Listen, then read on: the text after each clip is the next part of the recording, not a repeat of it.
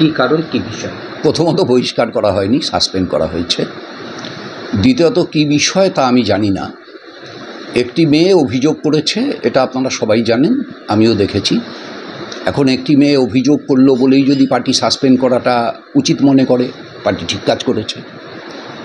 এরকম যদি কালকে আর কোনো নেতার সম্পর্কে অভিযোগ অন্য কোনো মেয়ে করে, তাহলে পার্টি তাকেও সাসপেন্ড করবে। পরশুদিন আর কোনো নেতা সম্পর্কে কোনো মেয়ে এরকম অভিযোগ করে, তাহলে পার্টি তাকেও সাসপেন্ড করবে। এই রুটিনে যদি পার্টি চলে যায়, তাহলে পরে আমার কিছু বলার থাকে না। আমি আশা করেছিলাম পার্টি আমার কথা শুনবে। রাজ্য সম্পাদক হোয়াটসঅ্যাপে আমার কাছে কিছু জানতে চেয়েছিলেন, আমি তাকে জানিয়েছি। তারপরেও এই সিদ্ধান্ত আমার কাছে দুর্ভাগ্যজনক, এবং যা বলার আমি অবশ্যই বলবো। আমি মাথা উঁচু করে বামপন্থার সঙ্গে ছিলাম আজন্মকাল। আমাদের এই পরিবার বামপন্থী পরিবার হিসাবেই পরিচিত গোটা এলাকার মধ্যে। মাথা উঁচু করে কমিউনিস্ট পার্টি করেছি। আমি মাথা উঁচু করেই থাকব। যদি কেউ মনে করেন যে আমাকে হ্যারাস করে আমাকে আমার রাজনৈতিক আদর্শচ্যুত করতে পারবেন, তিনি মূর্খের স্বর্গে বাস করছেন। আমি দলে না থাকলেও আদর্শে থাকব। সম্পর্কে নিশ্চিত। কখন জানে যে বিষয়টা কখন আসলো? কোন বিষয়টা? মানে আপনাকে সাসপেন্ড করা হয়েছে তা আমি মেয়েটা যে আপনার বিরুদ্ধে অভিযোগ করেছেন, প্র্যাকটিক্যালি সাসপেন্ড করা হয়েছে এটা জানলাম হচ্ছেই আপনারা আসার আধ ঘন্টা আগে। কমরেড মোহাম্মদ সেলিম আমার হোয়াটসঅ্যাপে পার্টির প্রেস বিবৃতিটা পাঠিয়েছেন, তার থেকে সেই প্রেস বিবৃতিটাই দেখলাম সাসপেন্ড করা হয়েছে। বলছি যে মেয়েটি অভিযোগ করেছে এবং তার পাশাপাশি দেবাংশু ভট্টাচার্যের একটি ফেসবুক পোস্ট আপনাকে কেন্দ্র করে এবং কুণাল ঘোষে, এই বিষয়ে আপনি কি বলতে চাইছেন? আপনাকে কি কোনোভাবে ফাঁসানো হচ্ছে বা চক্রান্তের শিকার, বা বিষয়টা কি সত্যি? আমি এক্ষুনি কিছু বলছি না, মানে চক্রান্ত ফাঁসানো সব কিছু বলছি না। আমি বলছি অভিযোগটা শুনে আমি স্তম্ভিত। একটা কুরুচিকর, কুৎসিত, পরিকল্পিত কুৎসা। ঠিক যেখানে আপনারা ইন্টারভিউ নিচ্ছেন ঠিক এইখানটাতেই আমি বসেছিলাম। মেয়েটি এই কোনায় বসেছিল, মেয়েটির ক্যামেরাম্যান ওই কোনায় বসেছিল। আপনারা আমার বাড়িটা দেখতে পাচ্ছেন, এই দরজাটা, এই জানলাটা খোলা, পাশে রাস্তা। তখনও ঠিক তাই ছিল। একবার এই রাস্তা দিয়ে একটি ফেরিওয়ালা যাচ্ছিল, সেই কারণের জন্য মেয়েটির ইন্টারভিউটা একটু ব্রেক তো হয়।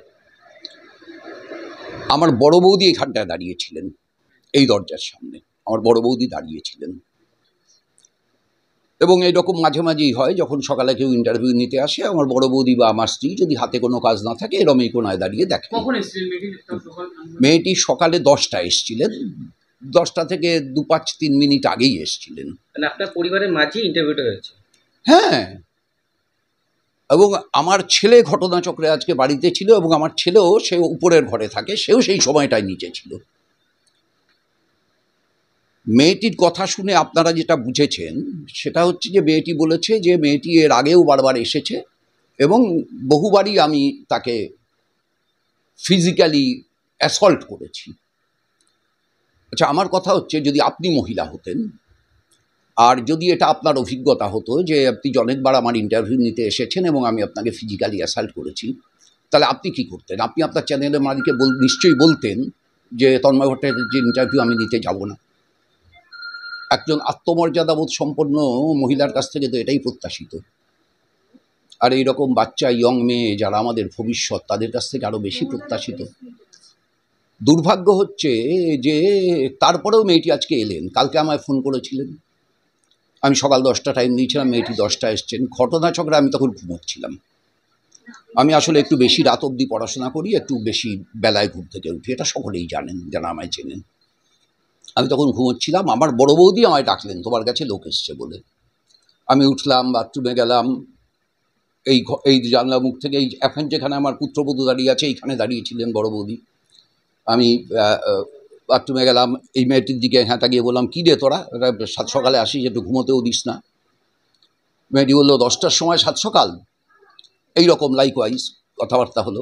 আমি তারপর একটু পোশাকটা ঠিক করে নিয়ে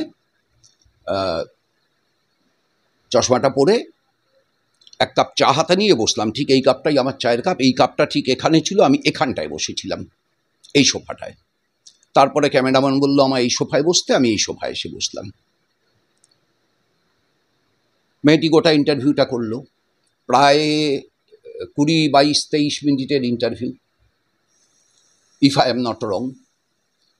তারপরে ইন্টারভিউটা নিয়ে মেয়েটি আমাকে বলল যে সে সল্টলেক যাবে, ওই গতকাল যে জুনিয়র ডাক্তার্স অ্যাসোসিয়েশন তৈরি হয়েছে তার যে কনভেনর শ্রীশ চক্রবর্তী, তার ইন্টারভিউ নিতে। আমি বললাম ও কোথায় থাকে? বললো ওই সল্টলেকে এই ব্লকে, বলে কি একটা অ্যাড্রেস বলেছিল, অ্যাড্রেসটা আমার মনে নেই এখন। শ্রীশ চক্রবর্তী যে এই ব্লকে থাকে এটা আমার জানার কথা নয়, মেয়েটির থেকে আমি জেনেছি। আমি ধরে নিচ্ছি মেয়েটি তাই গিয়েছিল। মেয়েটি তার ভিডিওতে বলেছে যে সে তার এডিটরকে সবটা জানায় এবং তার এডিটর বলে মেয়েটিকে এটা লাইভ করতে, তার এডিটর তার সঙ্গে আছে।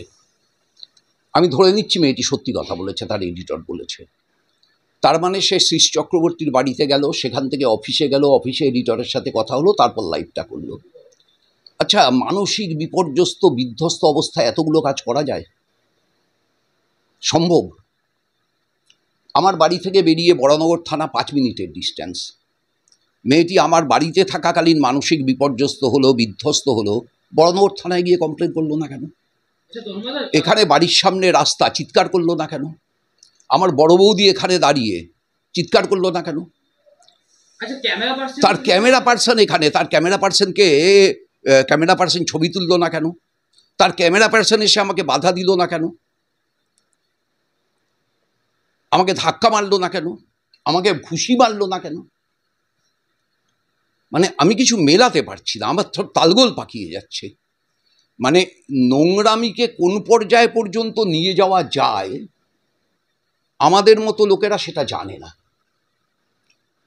এই যে মানে একটি অসভ্য কুৎসিত আচরণ, এবং আপনি আমার স্ত্রীকে জিজ্ঞেস করুন, আমার দাবি ত্যাগ এই চ্যানেল কোনো প্রচার করে না, হিংসাত্মক, ক্ষতিকারক বা অবৈধ কার্যকলাপ এই চ্যানেল দ্বারা প্রদত্ত সমস্ত বিষয়বস্তু শুধুমাত্র একটি শিক্ষামূলক উদ্দেশ্যের জন্য। ধন্যবাদ, শুভেচ্ছা, টিম আমার বাংলা নিউজ।